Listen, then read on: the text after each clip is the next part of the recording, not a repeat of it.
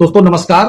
दोस्तों आज का विषय है कि कोई व्यक्ति आपको परेशान कर रहा है, गाली गलौज करता है या आपको किसी भी तरीके से वो टार्चर कर रहा है जो विधि विरुद्ध हो, माने वो ऐसा काम कर रहा है जो उसे नहीं करना चाहिए, आपको दबा रहा है, सता रहा है, आए दिन परेशान करता है और पुलिस आपकी बात सुनती नहीं है। आप एक दो बार थाने गए, कोई प्रार्थना पत्र दिया तो पुलिस ने 107-16 कर दिया, या पुलिस ने आपकी कोई एफआईआर नहीं लिखी और आप एफआईआर लिखाना भी नहीं चाहते। मान लेते हैं आपको पता है कि हमने एफआईआर लिखा दी तो पुलिस इसमें अंतिम रिपोर्ट लगा देगी। तब क्या आपके पास कोई ऐसा विकल्प है जो उस व्यक्ति को आप सबक सिखा सकें और पैसा भी आपका कम खर्च हो? आप बहुत ज्यादा पैसे वाले व्यक्ति नहीं हैं, एक साधारण फैमिली से बिलोंग करते हैं लेकिन अपना आत्मसम्मान बचाना चाहते हैं। तब दोस्तों मैं आपको एक ऐसी विधि बता रहा हूं, यद्यपि थोड़ा समय लगेगा, आपको पेशेंस रखना पड़ेगा, लेकिन वो व्यक्ति फिर आपसे कभी झगड़ा नहीं करेगा, आपसे ही नहीं किसी से नहीं करेगा। तो दोस्तों इसको डिटेल में समझ लें, पूरा वीडियो स्टेप बाय स्टेप आप गौर से सुनेंगे तो आपके समझ में आ जाएगा। आप अपने जिले की कचहरी में जिन वकील साहब से परिचित हुए, देखो कचहरी में प्रत्येक प्रकार के एडवोकेट्स होते हैं। कुछ लोगों की फीस बहुत ज्यादा है, कुछ की मध्यम है, कुछ की बहुत कम है। तो जो अगर आप ऐसी स्थिति में हैं कि बहुत ज्यादा मैनेज नहीं कर सकते, तो जो वकील साहब कम फीस ले रहे हों, आपके थोड़े बहुत दूर से जानने पहचानने वाले हों, उनसे आप मिलें, अपनी फीस तय कर लें कि साहब एक इस तरीके का परिवार दाखिल होना है और ये मामला है। उनसे अब मैं ये चर्चा नहीं करूंगा कितनी फीस लें, अपने स्तर के हिसाब से आप उनसे अपनी बात कर लें।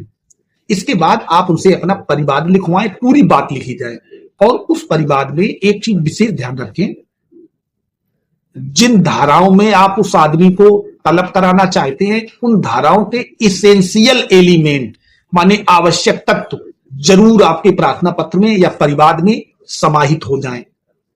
जैसे उस व्यक्ति ने आपका कोई नुकसान किया है तो कितने रुपए का नुकसान किया है वो बात आ जाए तो निश्चित में आ जाएगा। रिश्ती में 427 जिसको कहते हैं आईपीसी में, अगर वो व्यक्ति आपके घर में घुस गया था और आपको मारने का आशय था तो 452 के इसेंशियल आ जाएं कि झगड़ा करने के आशय से या जान से मारने के आशय से हमारे घर में घुस आया। तो वो सारे इसेंशियल लिखते हुए आप एक परिवार न्यायालय में दाखिल करवा दें और दाखिल होने के बाद अपने बयान मजिस्ट्रेट के सामने, चूंकि इसमें परिवार में आपके बयान स्वयं मजिस्ट्रेट नोट करते हैं, वहां बिना घबराए बिना डरे अपनी जो भी बात है वो आप बता दें, कह दें।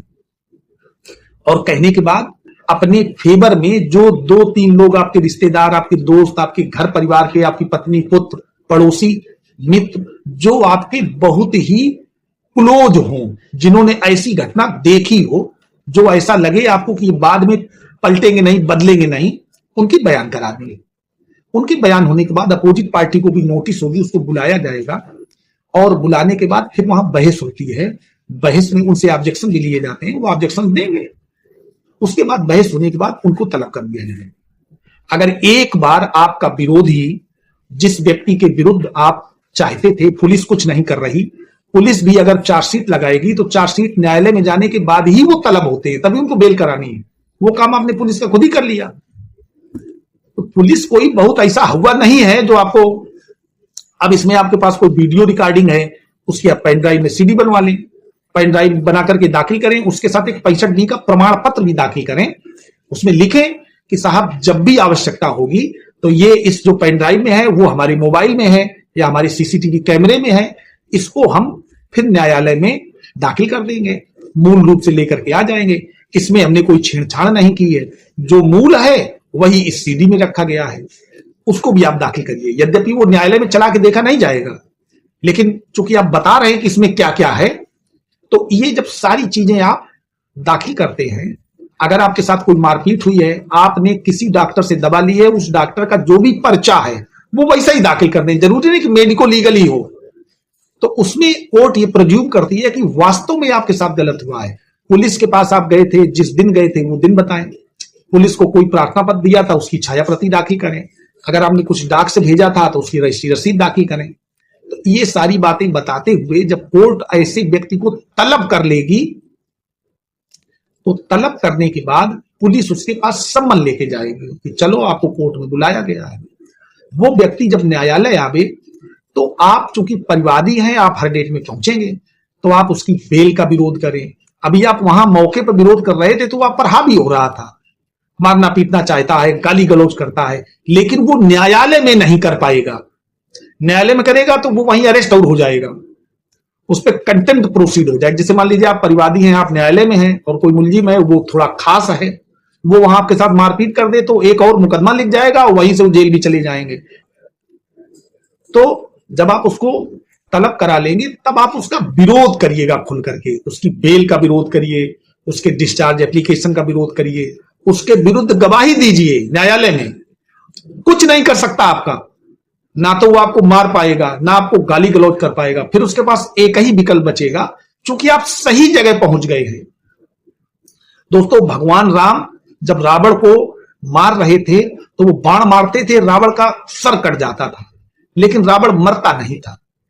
तो ऐसा व्यक्ति वही रावण है जिसको आप उसके ही यहां पूरा प्रयास करते हैं, थाने, चौकी, पुलिस, अदालत, नेतागिरी, समझौता, लेकिन वो नहीं मानता, उसका सर कट जाता फिर जम जाता है। तब उसको विभीषण द्वारा बताया गया भगवान राम को कि इसके नाभि में तीर मारिए, नाभि में मारेंगे तो यही मर जाएगा। तो आज मैं उसी विभीषण की तरह से आपको बता रहा हूं कि वो न्यायालय ही वो नाभि है कि वहां से आप तीर मारिए, तब ऐसे रावण का वहां अंत हो जाएगा। फिर वो कभी झगड़ा नहीं करेगा ना आपसे, चूंकि मुकदमा उसका पीछा नहीं छोड़ेगा, वो मुकदमा उसका पीछा नहीं छोड़ेगा और उसको अंत तक बिल्कुल सजा करा के रहेगा।